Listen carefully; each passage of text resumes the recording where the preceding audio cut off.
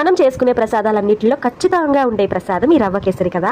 So నోట్లో పెట్టుకుంటే ఇట్టే కరిగిపోతుంది. ఇలా చేస్తే అస్సలు హైరాణ పడద్దు, చాలా ఈజీగా చాలా సూపర్ టేస్టీగా వస్తుంది. ఇలా ట్రై చేసేయండి.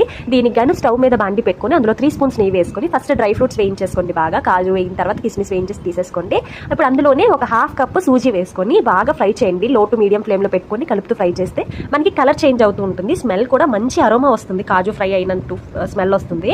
మనకి తెలుస్తుంది అనమాట వేగిపోయింది నూక అనేసి. సో ఆ నూక బాగా వేగిన తర్వాత మనము హాఫ్ కప్పు నూకకి 1.5 కప్పు వాటర్ వేసి ఒక 5 మినిట్స్ కలిపితే దగ్గర అవుతుంది. నేనైతే ఎల్లో ఫుడ్ కలర్ వాడాను. మీకు కావాలంటే వేయండి, లేదంటే లేదు. ఫుడ్ కలర్ వల్ల కలర్ చేంజ్ అవుతుంది తప్ప టేస్ట్ అయితే ఏం డిఫరెన్స్ ఉండదు. సో బాగా కలిసిపోయిన తర్వాత 1 కప్పు షుగర్ వేసుకొని చిటికెడు ఉప్పు అలాగే ఒక స్పూన్ ఇలైచీ పౌడర్ కూడా వేసుకొని ఒక 5 మినిట్స్ కలుపుతుంటే దగ్గరికి అయిపోతుంది. కొంచెం కన్సిస్టెన్సీ లూజ్గా ఉన్నప్పుడే దించేసుకోండి. చల్లారే కొద్దీ మనకి థిక్గా అవుతుంది. చూస్తుంటే మీకు వీడియోలో తెలుస్తుంది. చల్లారే కొద్దీ ఇంకా చాలా స్మూత్గా చాలా టేస్టీగా ఉంటుంది. చూస్తుంటేనే తినేయాలనిపిస్తుంది కదా. సో మీ అందరికీ నచ్చిందా? మీరు కూడా ఈసారి ఇలా ట్రై చేసి పర్ఫెక్ట్ రవ్వ కేసరిని ఎంజాయ్ చేసేసేయండి. Bye bye.